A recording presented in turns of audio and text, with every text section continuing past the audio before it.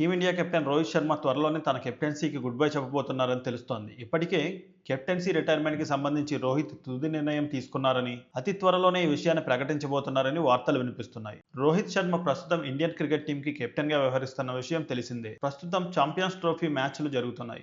మార్చి 9వ తేదీన దుబాయ్ వేదికగా final match జరగబోతోంది. ఈ ఫైనల్స్‌లో ఇండియా న్యూజిలాండ్‌తో తలపడబోతోంది. ఛాంపియన్స్ ట్రోఫీ ఫైనల్ మ్యాచ్ అనంతరం రోహిత్ శర్మ తన కెప్టెన్సీ రిటైర్మెంట్ గురించి అధికారికంగా వెల్లడించబోతున్నారని తెలుస్తోంది.